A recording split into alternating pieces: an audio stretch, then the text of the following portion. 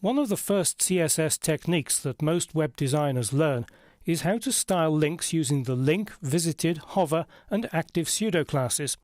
They're called pseudoclasses because the class isn't applied through the class attribute. The browser applies the class dynamically, depending on whether the mouse pointer is hovering over it or not. It's important to use the pseudoclasses in the right order for the styles to be applied correctly. Many people remember the correct order using the mnemonic love-hate, LVHA. Although they get that right, time and again I see inefficient styles being used for links. Let's open the style sheet and I'll show you what I mean. Here the font family, font weight, color and text decoration have been added to each of the pseudo classes. Now that's totally unnecessary because the cascade will take care of that type of thing. It's much more efficient to rationalize them.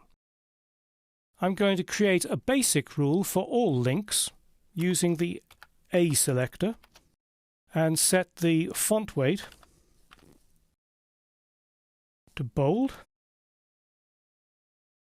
and text decoration to none.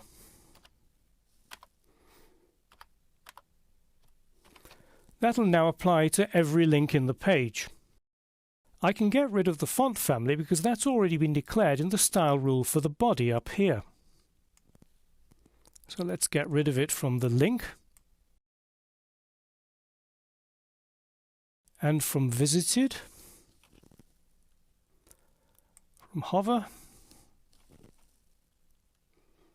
and from active. This generic rule for links has already set font weight to bold, so I can get rid of that too.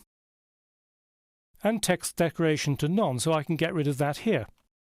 So all we're left with in the link pseudo class is the color. In visited, I'll get rid of bold. I need the different color, but I don't need text decoration. With hover, get rid of bold. I need the color. I also need text decoration, which will need to change to underline. Now with active, I'll remove the font weight bold. And you can see that what's left is the same color and the same text decoration as hover. So rather than have two separate rules, let's combine them in a group rule.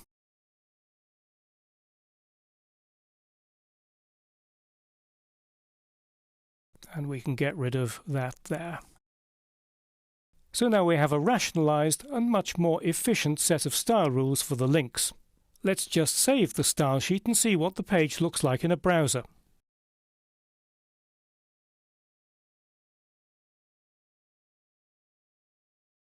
When I hover over the links, they look exactly the same as they did in live view, so it's working fine.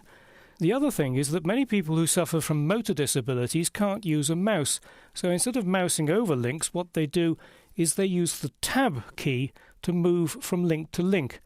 If I press the tab key, you'll see what happens here is that I've got a dotted rectangle around the link. Now a lot of designers say, oh, I don't like that, that really destroys my design. But there is a way around this problem because there's another pseudo class which is called focus. Let's just go back to Dreamweaver.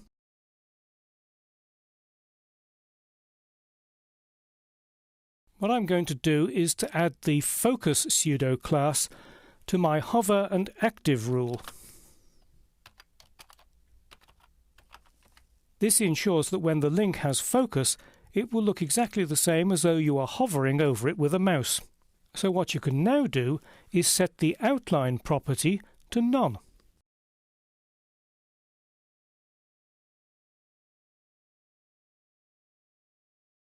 Let's just save the style sheet again and test it in a browser. I'll need to reload the page. So when I tab to the link, it looks exactly the same as if you were hovering over it. I'll hover over this one and then press the tab key again, and it's moved the focus to this second link. So as long as you make sure that your links look different when they have focus, it's quite safe to remove the outline property and get rid of that focus rectangle which a lot of designers find unpleasant. Now let's make the link in this second paragraph look different from the first paragraph. Back into Dreamweaver. If we look at the original HTML code, you can see that this is in a div with an ID called different.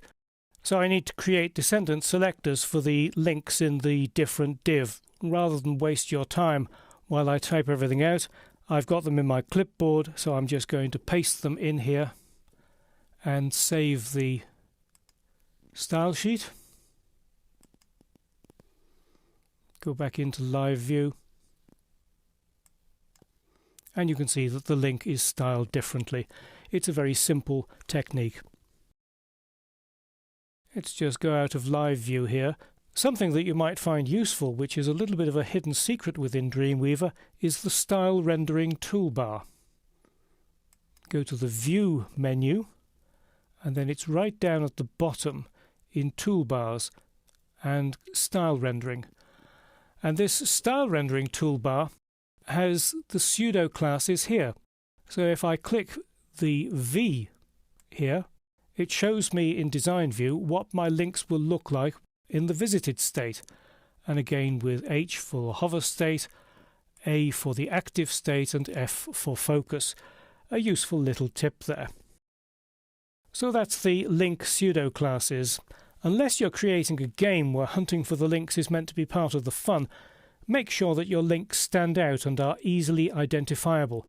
And don't forget the focus pseudo class to make your site accessible to visitors who use the keyboard to navigate around the web.